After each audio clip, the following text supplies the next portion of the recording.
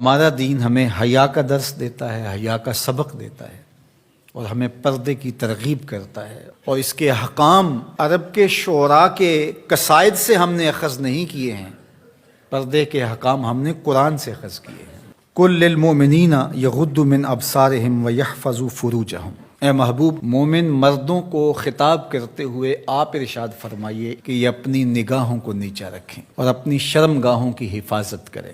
اللہ کے محبوب نے ارشاد فرمایا کہ جو اپنے دو جبڑوں کے درمیان یعنی زبان اور دو ٹانگوں کے درمیان پارسائی کی جگہ ان دو چیزوں کی مجھے ضمانت دے دے، میں محمد انہیں جنت کی ضمانت دیتا ہوں صلی اللہ علیہ وآلہ وسلم۔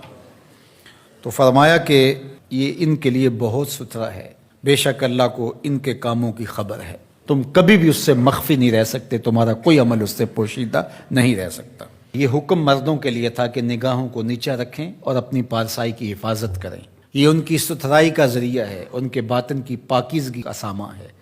جب نظر پاک ہو جاتی ہے تو پھر دل پاک ہو جاتا ہے۔ 40 دن تک جو شخص اپنی نگاہ کو مکمل پاک کر لے تو اس کو نماز کا حظ آنا شروع ہو جاتا ہے، اس کا سرور آنا شروع ہو جاتا ہے، اس کی کیفیت آنی نصیب۔ 40 دن بڑے نہیں ہوتے، یہ مشق کر کے دیکھنی چاہیے۔ تو اس لیے جب نظر پاک ہوتی ہے تو عبادات میں حظ، لطف اور سرور ملتا ہے۔ نظر پاک ہوتی ہے تو پھر خیال بھی پاکیزہ ہوتے ہیں، نظر پاک ہوتی ہے تو پھر سوچیں بھی مثبت آتی ہیں۔ وَقُلْ لِلْمُؤْمِنَاتِ، اور اے حبیب اہل ایمان عورتوں سے فرمائیے، انہیں حکم دیجئے، یغضضن من ابصارہن، کہ وہ بھی اپنی نظروں کو نیچے رکھیں، اپنی نظروں کی حفاظت کریں۔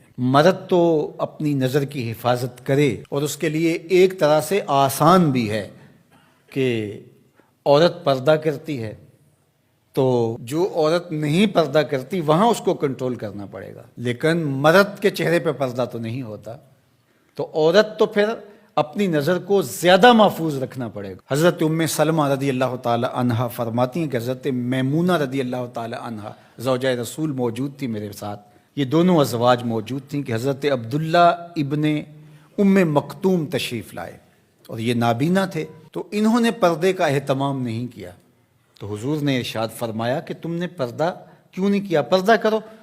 تو انہوں نے آگے سے کہا حضور یہ تو نابینا ہیں، فرمایا تم نابینا تو نہیں ہو۔ وَيَحْفَظْنَ فُرُوجَهُنَّ، اور اپنی پارسائی کی حفاظت کریں، اپنی آبرو کا پہرا دیں۔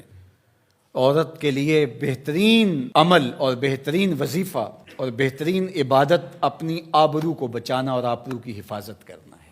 وَلَا يُبْدِينَ زِينَتَهُنَّ، اور اپنی زینت کو ظاہر نہ کریں، إِلَّا لِبُعُولَتِهِنَّ، مگر اپنے شوہروں کے لیے۔ یہاں تک ارشاد فرمایا، یہ حدیث رسول ہو تو شاید کوئی جدید مفکر کہہ دے کہ یہ ضعیف ہے، یہ قرآن ہے، سنیے ذرا۔ وَلَا يَضْرِبْنَ بِأَرْجُلِهِنَّ لِيُعْلَمَ مَا يُخْفِينَ مِنْ زِينَتِهِنَّ، عورت اپنے گھر کی چار دیواری میں اتنے زور سے قدم نہ رکھے کہ اس کے پاؤں میں پڑی ہوئی پازیب کی آواز گلی میں گزرتے ہوئے غیر مرد کے کانوں تک پہنچے۔ یہ قرآن ہے۔ حالانکہ گلی سے گزرتے ہوئے مرد کو کیا پتا کہ جس کے پاؤں میں پڑے ہوئے پازیب کی چھنکار کی آواز باہر آ رہی ہے وہ بوڑھی خاتون ہے یا 7 سال کی بچی ہے، اسے تو نہیں پتا، اور اس کو بھی نہیں پتا کہ باہر کوئی گزر رہا ہے یا گلی خالی ہے یا کوئی بوڑھا گزر رہا ہے یا کوئی بچے گزر رہے ہیں، لیکن اسے یہاں تک حکم دیا کہ تیرے پاؤں میں پڑی ہوئی پازیب کی چھنکار، تیرے پاؤں میں پڑے ہوئے جوتوں کی آواز بھی ایسی نہیں ہونی چاہیے کہ غیر مرد تک وہ پہنچ کر کے اس کو متوجہ کر دے۔ کوئی تیری طرف متوجہ کیوں ہو؟ اس لیے کہ تو شہزادی ہے اسلام کی، تو بیٹی ہے فاطمہ کی، تو بیٹی ہے عائشہ کی، تو مغرب کی ٹینو نہیں ہے، تو مشرق کی بیٹی ہے۔ یہ پردہ تیرے لیے بوجھ نہیں ہے، یہ پردہ تیری آبرو کا پہرا ہے، تیرے برقعے کی ایک ایک سلوٹ تیرے حیا کا تیور ہے۔ جب تو سمٹتی ہے تو معاشرہ پھیلتا ہے، اور جب تو گھر سنبھالتی ہے تو معاشرہ بہر و بر سنبھال لیتا ہے۔ اس لیے اس بیٹی کو حکم دیا گیا کہ وہ اپنی آبرو کا پہرا دے۔ حضرت سیدہ فاطمہ الزہرا رضی اللہ تعالی عنہا سے پوچھا گیا بہترین پردہ کون سا ہے، تو آپ نے فرمایا کہ